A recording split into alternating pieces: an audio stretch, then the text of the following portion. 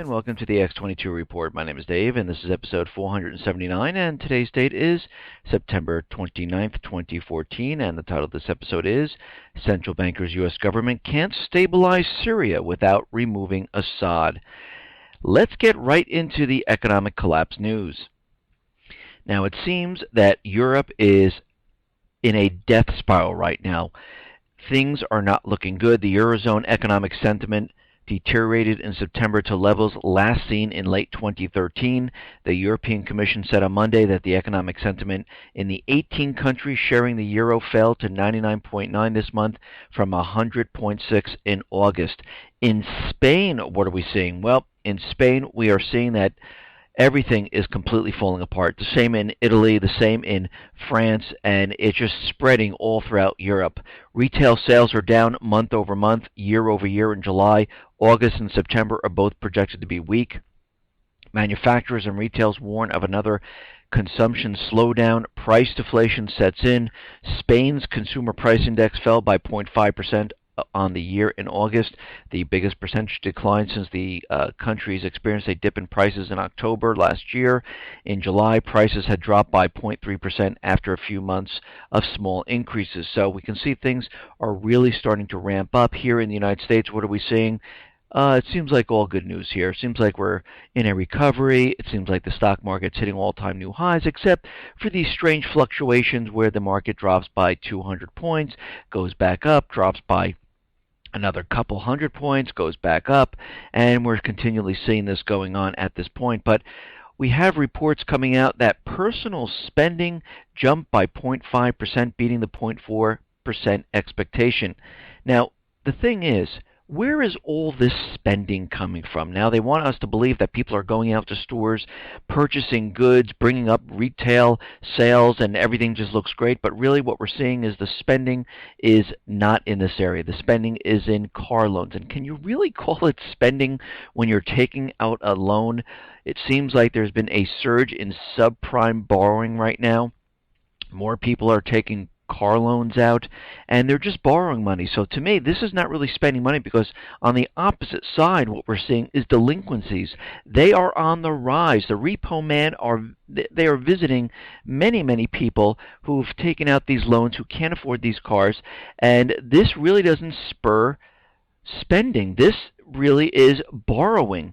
And of course, they lump this into spending. They lump it into sales. Look at retail. It's doing fantastic. And we know for a fact that this is manipulated. It's an illusion, and it really cannot be maintained at this point. We see in the housing market, of course, they're out there telling us that in the second half now, we're going to see real estate just burst into new highs, and things are going to look great. The sales are going to go up. But what we're seeing is the actual opposite right now.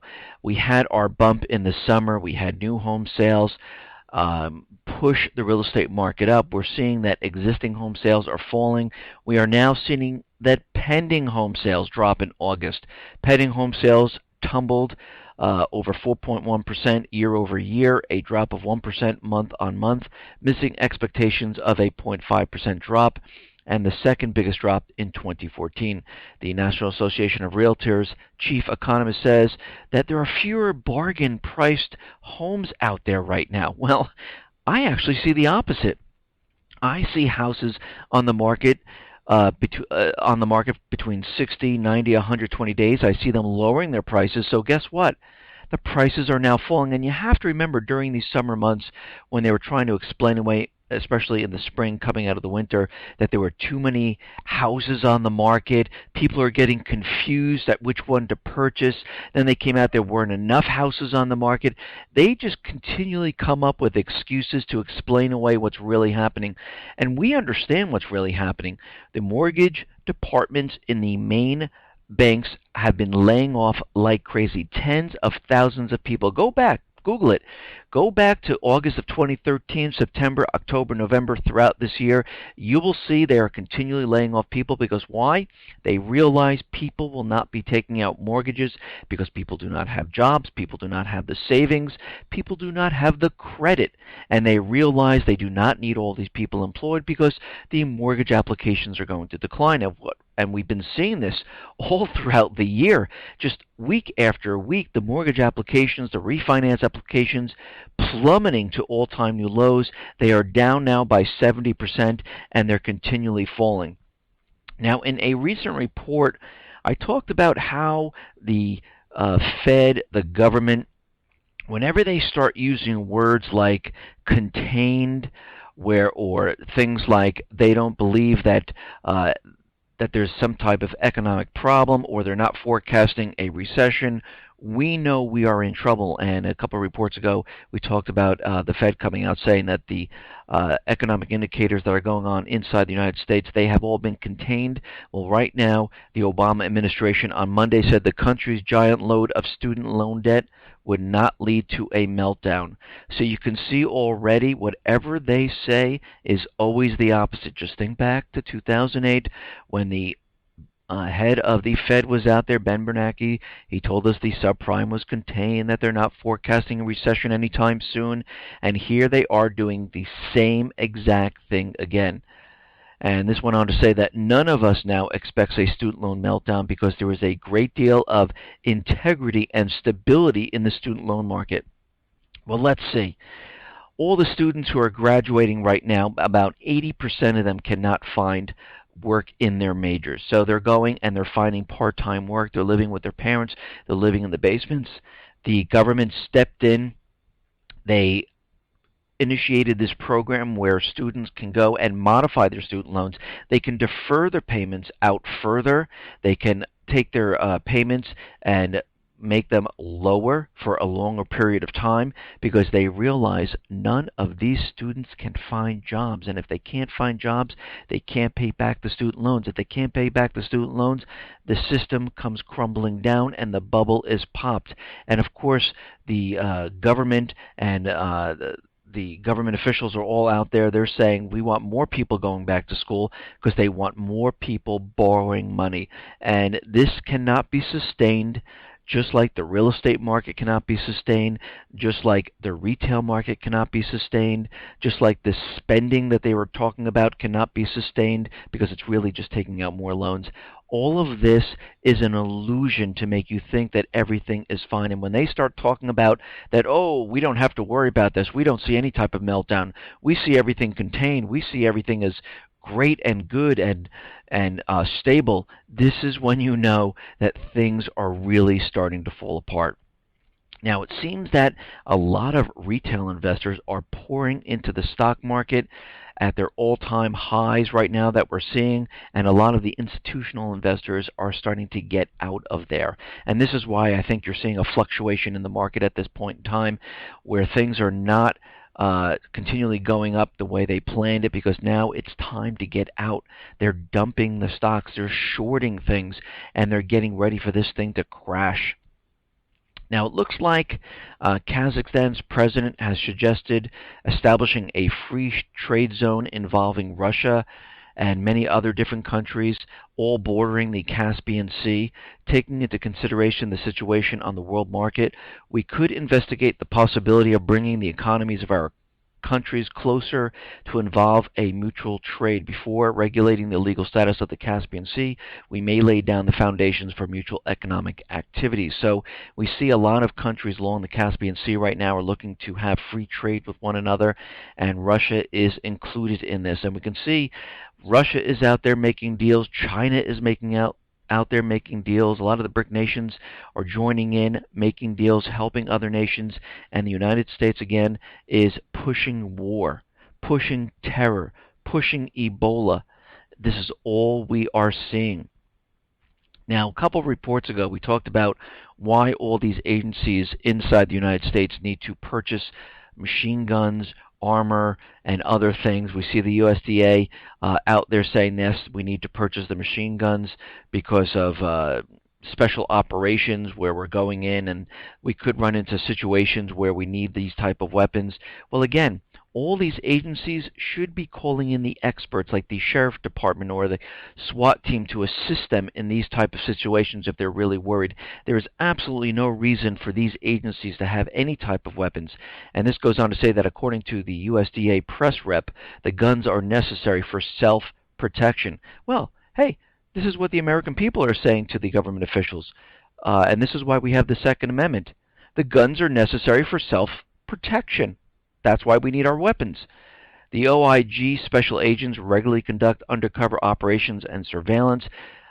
The types of investigations conducted by the OIG special agents include criminal activities such as fraud in farm programs, significant thefts of government property or funds, bribery, extortion, smuggling, and assault and threats of violence against USDA employees engaged in their official duties. Well, then they should do what the rest of all the agencies do. They need to go to the local sheriff and they need to ask assistance. They are the experts in these type of situations. The workers in the USDA are not, and they should not be allowed to have these type of weapons to use in these type of circumstances. This is why we have law enforcement all across the country, to help out in these situations. Now, the inventor of the web warns of a threat to the net. The British inventor of the World Wide Web warned on Saturday that the freedom of the Internet is under threat by governments and corporations interested in controlling the web. Tim Berners-Lee, a computer scientist who invented the web 25 years ago, called for a Bill of Rights that would guarantee the independence of the Internet and ensure users' privacy. If a company can control your access to the Internet, if they can control which websites they go to, then they have tremendous control of your life. If a government can block where you are going, for example, the opposition's political pages, then they can give you a blinkered view of a reality to keep themselves in power. And we see this right now. We see the governments around the world, all they're trying to do is block different sites. They're trying to maintain control of the Internet, and what they would love to do is give people access, and this is why they're trying to make it where they need to give you access with using some type of retinal scan, fingerprint, or anything like that, or giving you an ID where they can track those people, block out certain things so you can't see it.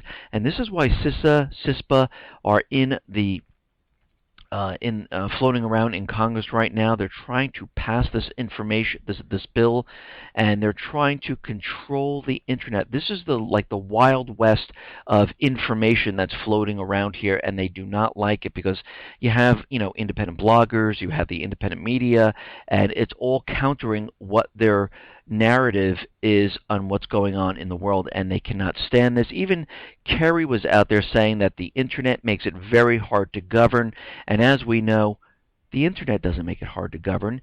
It makes it hard for you to lie about what you're doing. That is about it. But you can govern with no problem. Just tell the truth, do what you're supposed to be doing, and work for the people. And there'd be no problems whatsoever.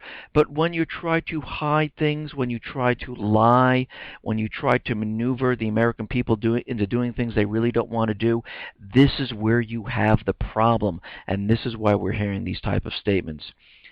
Now, out in Afghanistan, just like we said, it's happening exactly the way we predicted. The United States government went into Afghanistan. They wanted Karzai to sign the bilateral security agreement so they can keep the troops in Afghanistan and actually bring in more troops later on. Of course, Karzai would not sign this.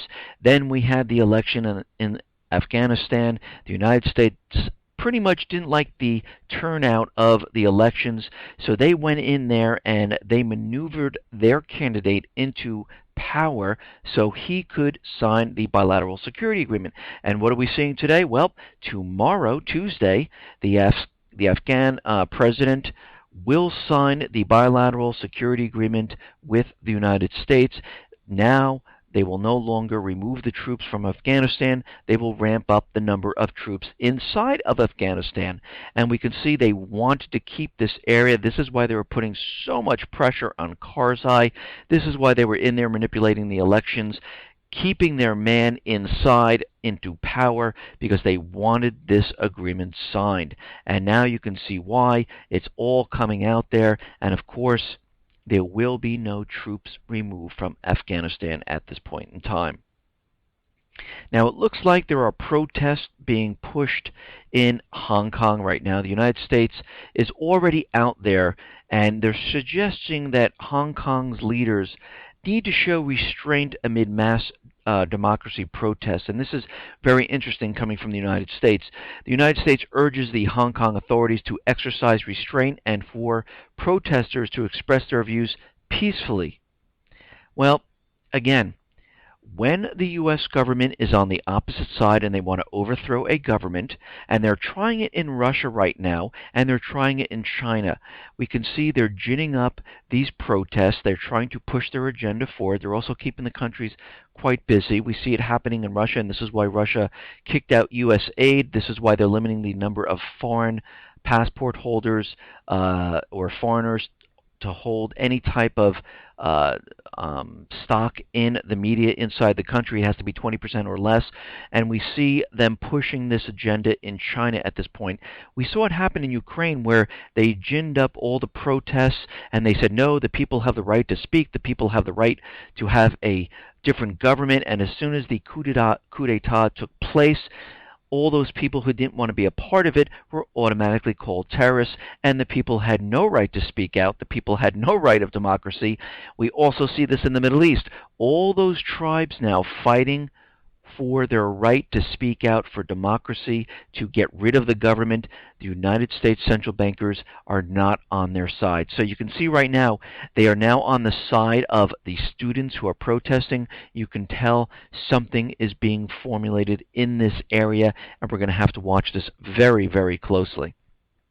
Now, it looks like Ukraine said it has purchased unmanned drone aircraft from Poland. Speaking at the 11th Arms and Security Exhibition in Kiev, Ukrainian chairman of parliament said the government is buying drone aircraft from Poland to assist anti-terrorist operations in rebel-held areas of eastern Ukraine. Meanwhile, Ukraine Prime Minister Yatsenyuk has told the UN General Assembly that despite the ceasefire, he had agreed on September 5th with a buffer zone of 30 kilometers between Ukrainian forces and separatist fighters. It was too early to consider dropping sanctions against Russia because we're still seeing firing from both sides, even though the ceasefire is implemented at this point. Now, Russia has pretty much discovered a massive Arctic oil field which may be larger than the Gulf of Mexico. Rosneft announced it has discovered what may be a treasure trove of black oil, one which could boost Russia's coffers by hundreds of billions, if not more, when a vast pool of crude was discovered in the Kara Sea region of the Arctic Ocean, showing the region has the potential to become one of the world's most important crude-producing areas, bigger than the Gulf of Mexico. Now, of course, the United States placed sanctions on Russia. It kind of affected the ExxonMobil cooperation with Rosneft, where they were working together, and it seems like Putin is very happy, but I don't think the CEO of ExxonMobil is very happy, because what we're seeing right now is these sanctions are limiting them to get involved in this discovery, which does not mean the Russian Rosneft company is not going to go ahead and start drilling and, taking this area. And we can see why all the countries right now are pushing to get into the Arctic, because there's a lot of natural resources. It is also strategic to the military. So each one, Canada, the United States, Russia, they're all making their way to the Arctic. Now, it looks like Iran is in talks with many different foreign companies for new energy exploration. Officials said that Tehran regime has been talking to 18 foreign companies regarding crude oil and natural gas exploration. So these sanctions are not stopping Iran. They're dealing with a lot of BRIC nations. They're making deals with other companies, and they have a lot of natural gas and a lot of oil there. And this is why the central bankers want to get into Iran and Syria both. And this is why you see the airstrikes happening in Syria. Eventually you'll see the troop buildups. Eventually you'll see the false flag event to get us into war, because they want to get to Iran through Syria, and this has been their goal all along. Now, out in Yemen, everything is starting to deteriorate right now. We see that Russian citizens are being asked to leave the area, and the Russian Foreign Ministry on Monday recommended the country's citizens to immediately leave Yemen and avoid traveling to this area. The Foreign and Commonwealth Office advised against all travel to Yemen and strongly urged British nationals to leave this area. And we're going to see a lot more of these countries come in and evacuate their embassies because they see what's happening. The country, the puppet regime in this country is losing ground. The tribes have been pretty much taken over the country. This country is falling just like Libya. Lebanon is next, and then Iraq. And we can see this is getting completely out of control for the central bankers, and this is why they're ginning up this war as fast as they possibly can. They don't want to make it look like, oh, look, we're just going after Assad, because the rest of the world will look at this and say, okay, you're really not for terrorism. You just wanted Assad out there. So this is why they need something special to occur to make it look like Assad has done something or something has happened so they can go after him. Now, the Netherlands, they are going to send about $3.2 million worth of weapons to the Lebanese army to help them fight the people who are rising up in the country. And you can see that Lebanon is having a very tough time pushing the tribes back. They're continually making gains in Lebanon. Now, there is a poll out there that says 72% do not believe Obama's no boots on the ground promise. Is this really hard to believe? No, not really, because we could see right now with the mission creep where he's sending in the advisors, a couple hundred people at a time. We understand that 13,000 soldiers are headed towards Iraq to go to the Spiker base in Iraq. And this was an NBC, Wall Street Journal, Annenberg poll, and it found that basically that despite Barack Obama's promise to the contrary, 72% of Americans believe the United States will end up using combat troops in the war against the Islamic State. But what's very interesting is that 70% of U.S. troops oppose to sending troops back to Iraq.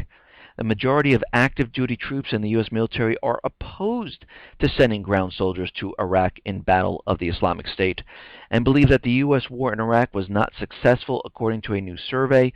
Slightly more than 70% of rank and file troops are against sending a substantial number of combat troops to fight in Iraq again.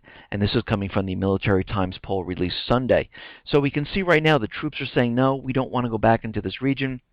Most of America is saying, listen, we don't even believe our government right now.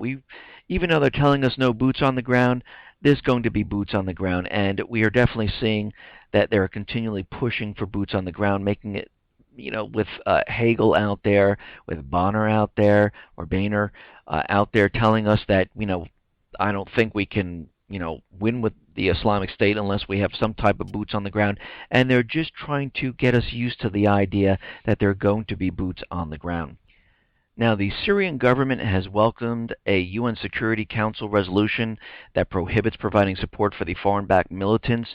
Regarding the move as a victory for Syria, they are supporting Resolution 2178.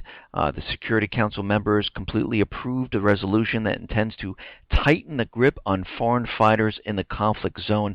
And this is what the UK, Germany, the United States were all out there saying that, oh, there's so many foreign fighters going to this area, and it looks like there's a resolution in the UN right now saying that no foreign fighters are allowed to enter this area, and the resolution further prohibits efforts to recruit, organize, and offer supplies and funding to foreign militants.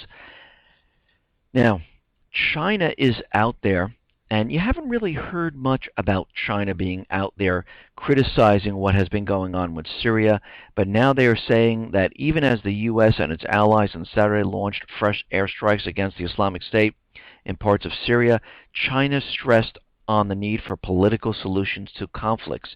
Chinese Foreign Minister Wang Yi, in his address to the UN General Assembly on Saturday, said, "We should seek political solutions in face of various conflicts, and coercive actions should have the authorization of the Security Council." The Chinese Foreign Minister also criticized the U.S. for what he described as interference in the internal affairs of other countries. Well, we've seen this in so many different countries where the United States goes in there and pretty much ousted the elected government in these countries and puts in a puppet government. And again, there has been no approval from the UN Security Council for the United States to go into Syria. There also has been no vote in the Congress where they voted on war inside Syria. And it looks like Obama is just doing this because he has a pen and paper, and he didn't get really any type of authorization to go in and do this. So the lawmakers on Congress They are looking at the situation, and they're saying, and some of them are saying, yes, he has every right to do this because of the, the 2001 resolution that we came up with. But that had to do with Iraq. It had to do with Afghanistan. There are other ones that there, but it had nothing to do with the Islamic State or Syria. So lawmakers on Sunday stepped up calls for congressional authorization of President Barack Obama's war against Islamic State. U.S. House Speaker John Boehner told ABC this week that he believed Obama and the illegal authority has the illegal authority for strikes against the Islamic State. But he can't really tell you what the legal authority is. He believes that he has it. Shouldn't he be absolutely sure that he has legal authority? Because as they keep telling us, the United States is the land of laws. It's a country of laws, but believing and not really understanding, they should really check to see if he actually does. Obama and other U.S. officials have said they believe no further vote to authorize force is needed, but political analysis warn the war could dampen participation by anti-war Democrats in November elections. So they're a little bit nervous about the elections, and they want Congress to vote on this situation at this point. But Congress is a little hesitant to vote because elections are coming up, and they realize the American people are not for this war. Yes, we see a lot of polls out here, but polls can be manipulated to try to convince people in what the government actually wants and what the people want. Just like immigration. If you look at what the people really want, they do not want Obama to pass this amnesty bill. Corporations and other elites want this to be done, and of course this is why he's waiting for after the elections, because he realizes that this would hurt him and the Democratic Party in the election time in November, and this is why he is waiting, because they're not doing it for the people. They're doing it for the corporations, for the bankers, for the central bankers. They are not doing this for the people whatsoever. And the same thing that's happening right now, Congress is hemming and hawing because elections are coming up, and most of the country usually is against war, is usually against going into other countries. They didn't want to go into Syria back in 2013, and I really don't think much has changed at this point. Now it looks like the United States is continuing with their air attacks in Syria. They're bombarding many different areas, and it looks like the U.S.-led coalition pretty much hit a Syria gas plant. They hit the entrance, and what this is the main gas plant for Syria. It is the largest one in Syria, and you can see what they're doing. They are demolishing their infrastructure one piece at a time, and sometimes they said, oh, I'm sorry, we were trying to hit that truck and we hit that gigantic gas plant there. We didn't realize we were doing that. They're also hitting grain silos and other targets that they're saying that the Islamic State is holding, and we're starting to find out that no, the Islamic State is not there. These are civilian held, and they're killing civilians. They're taking away their food, and we're starting to find out that, remember those oil refineries, those makeshift oil refineries that were hit, and they said, oh yeah, these were the Islamic State oil refineries? Well, we're starting to find out, no, they weren't.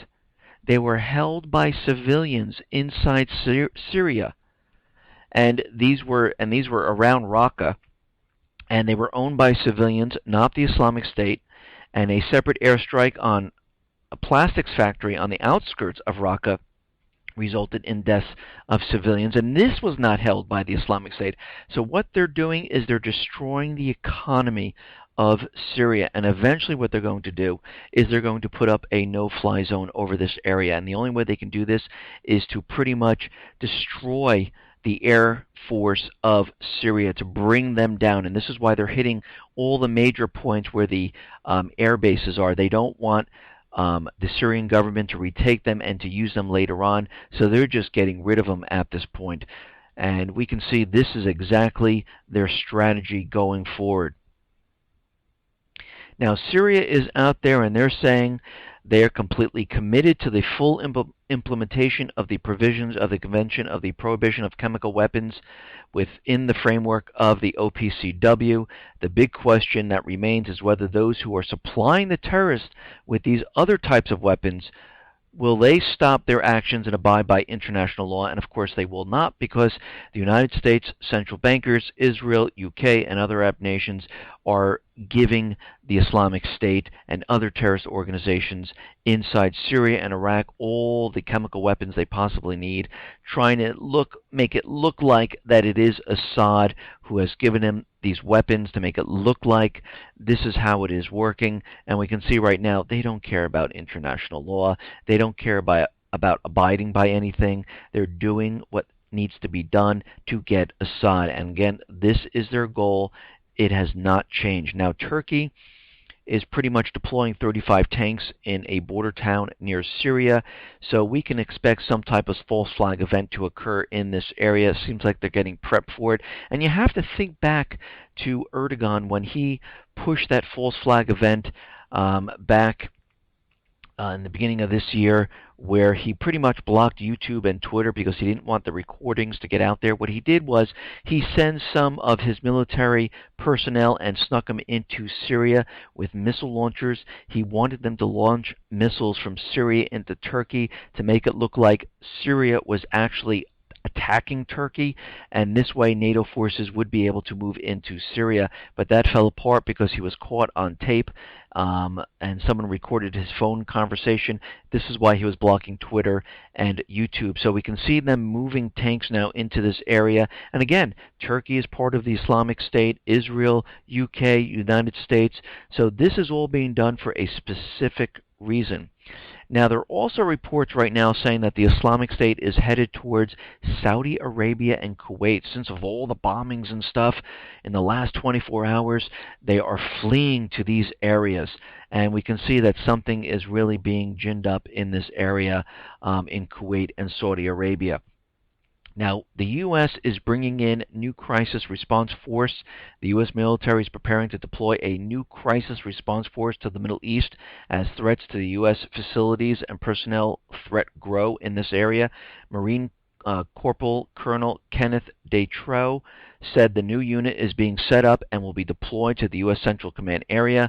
2,100 troops will be stationed throughout the theater, with the headquarters element in Kuwait. Just very interesting that the Islamic State is moving down into Kuwait and Saudi Arabia, and we have a new crisis response team waiting for them. The unit consists of about 1,200 Marines plus MV-22 Osprey transport aircraft and KC-130 refueling tankers. And he said that his unit stands ready to deploy within 6 hours of receiving the order. When put on high alert, it can move within 1 or 2 hours. So they are definitely planning something very, very big. All pieces are being put into place, and we can see there is some type of event brewing in this area because they really need to accelerate what has been going on. Now you can see that Obama was on 60 Minutes. It's all over the corporate media. And he is out there saying that the Islamic State terrorists end up in control of so much territory. How did they do this? How did they get all of this? And he went on to say that, well, I think our head of the intelligence community, Jim Clapper, has acknowledged that I think they underestimated what had been taking place in Syria. And this is coming from Obama. And basically what this is for is to put boots on the ground. They're trying to let everyone know that they underestimated what the Islamic State was. They're much bigger than they are. They're in more areas than they are. We thought bombing would take care of it, and they're trying to convince and tell everyone that, oh, look, we're a little off on this. We're going to have to go in with boots on the ground to take care of this, and this is not going to be easy. But Obama was out there, and he was saying that we can't stabilize Syria under Assad as a U.S.-led coalition continues to strike the Islamic State strongholds inside Syria. Obama says we are not going to stabilize the country under President Assad. The administration hopes that local forces comprised of moderate militants in Syria and military forces and Kurdish fighters in Iraq would lead the ground offensives against Assad or Islamic State and recapture the lost territory. So if we really look at this, what he's really saying is that they're going to remove Assad because the United States is going in there, and you can see already they're not hitting the Islamic State. They're hitting the infrastructure of Syria, bringing down the economy. They're going to set up a no-fly zone. They're going to destroy the air forces the Syrian Air Force, so they can't fly their planes, they can't stop what has been going on here, and then they're going to march into Damascus and other areas, and they're going to make their way through this. Now, of course, they just can't go ahead and do this, but they are preparing for the event to come where they're able to go in to do this. And of course, they're laying the groundwork. They're going to be training more Free Syrian Army soldiers, about 5,000. They really want up to 15,000. They're already bringing in U.S. military boots on the ground. They're setting up another force in Kuwait. They are just preparing and getting ready to pull this false flag event through. And you can see they're not going to stop. Their goal has always been to remove Assad, and all of this is a huge show for the world to make it look like they're going after the Islamic State, but they have not been hitting them whatsoever. Now it looks like the Islamic State and the al-Nusra Front are joining forces. Al-Qaeda-linked al-Nusra Front has issued a new threatening audio message featuring its leader warning the West will pay the heaviest price for its actions. And now there's the introduction of the White Widow, which she was also involved supposedly in the Westgate mall shooting in Kenya, and they're bringing back the White Widow. And of course, all we know that was a false flag event too, because at the same exact time that was going on, Kenya was becoming the clearinghouse for China. China was making huge amounts of deals with the government of Kenya, and of course what they did in this entire region is they brought in, guess what, FBI, CIA, and military soldiers from the U.S. because of the terror that was going on there. And that was the playbook they used back in that period of time. And of course they made this new terrorist group out there. It was a British housewife turned terrorist. She's known as the White Widow. And what is she doing now? Well, she is training an all-woman army of suicide bombers for the Islamic State. So you can see what they're doing here. They're just bringing everything into the mix here to scare the American people, to scare the British people, to scare all the people in Europe and Canada and Australia, because they want everyone in when this false flag event occurs. This will be the signal that World War III has started, the collapse of the economy has started, and they want all of you to beg for war. And at this point, this is the time where we need to step up. We need to go to each one of the country's capitals all at once and stand up by the millions and say, no, we know what you're doing. We are not doing this. We are not going to war for you. We know these are false flag events, and we want a replacement of government. And of course, this will be done peacefully. If there are millions and millions of people out there, it will be very, very difficult for them to do something. And if this is being if we can get this all organized to happen in every single one of these countries all at the same time, we can send a clear message at this point. Now, will this stay peaceful? We don't know at this point, but this is someplace where we need to start. This is something that we need to do eventually, so we don't have to go to war. We don't have to fight for the bankers, and we can see that they will not stop. They want war. They're looking for war, and they are preparing for war. And everyone needs to be prepared for what is coming. You need to get your life in order right now. And when I say that, I mean make sure you have food. Make sure you have medical supplies. Make sure you have a weapon to protect your family. Make sure you have extra batteries. Have an escape route. With my children, I have a meeting place with them. I make sure that, listen, if we're not together, this is where you're going to meet me at this location. My wife and I already discussed if we need to move in this area to someplace else, we are on the ready to do so. We're not going to worry about what we have in here, like the furniture and things like that. We will take our gold and silver and other things with us, but we are ready to go if we need to do this. Everyone needs to be in the same mindset if things really start to go south really fast. Listen, everyone, thanks a lot for listening. Be well, be safe, and especially be prepared. Thanks a lot.